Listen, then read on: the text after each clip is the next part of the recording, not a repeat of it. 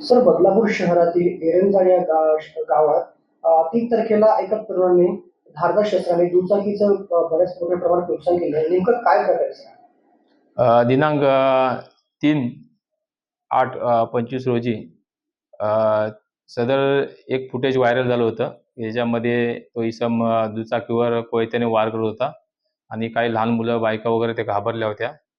तर त्या ठिकाणी आमच्या पोलीसचे बीट मार्शल पठाडे यांना पाठवलं बातमीची खातरजमा करण्याकरता. तर ते सोनोली गावामध्ये ज्वेल पाम सोसायटी आहे त्या ठिकाणी गेले. त्या ठिकाणी त्यांनी चौकशी केली असता त्यांना जो व्हिडिओमध्ये जो इसम होता, जो कोयत्याने वार करत होता, त्याचं नाव सिद्धार्थ धनावडे आणि हा वॉचमॅनचं काम करतो सिक्युरिटीमध्ये, असं त्या कळलं. बिल्डिंगमधल्या एका रहिवाशावर त्याचं भांडण झालं होतं आणि त्याची बाईक होती आणि त्या भांडणातून रागाने त्या बाईकवर त्याने त्याचं नुकसान केलेलं आहे. परंतु त्याने माननीय पोलीस आयुक्त ठाणे शहर यांच्या हत्यारबंदी आदेशाचं उल्लंघन केलं आणि लोकांमध्ये जो दहशत निर्माण करायचा प्रयत्न केला, त्या अनुषंगाने बदलापूर पश्चिम पोलिसांनी तात्काळ त्यावर कारवाई करून गुन्हा रजिस्टर क्रमांक 286/25 कलम 425 भारतीय हत्यार कायद्यासह 37/135 महाराष्ट्र पोलीस कायदा अन्वये त्याच्याविरुद्ध गुन्हा दाखल केला.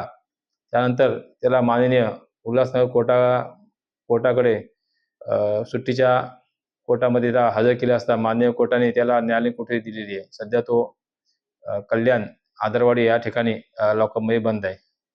सर, सध्या काही नागरिक मनस्ताप करून कोणतीही घटना घडत असतात, काही शस्त्र बाळगत असतात. तर अशा नागरिकांना काय सल्ला द्याल तुम्ही? मी सर्व जनतेला असं आवाहन करेन की असं शस्त्र बाळगणं हे अत्यंत चुकीचं आहे. भारतीय हत्यार कायदा व महाराष्ट्र पोलीस ॲक्ट अन्वये असे हत्यार बाळगणे हे बंदी आहे. त्या अनुषंगाने माननीय पोलीस आयुक्त यांच्या वतीने काही नोटिफिकेशन प्रसिद्ध केले जातात. आपल्याला काही त्रास असेल तर आपण पोलीस स्टेशनचे दार हे आपल्या 24 तास उघडे असतात. आपण कधीही येऊ शकता आपली तक्रार द्यायला, परंतु हत्यार वगैरे आपण बाळगू नये अशी मी सर्व जनतेला विनंती करेन.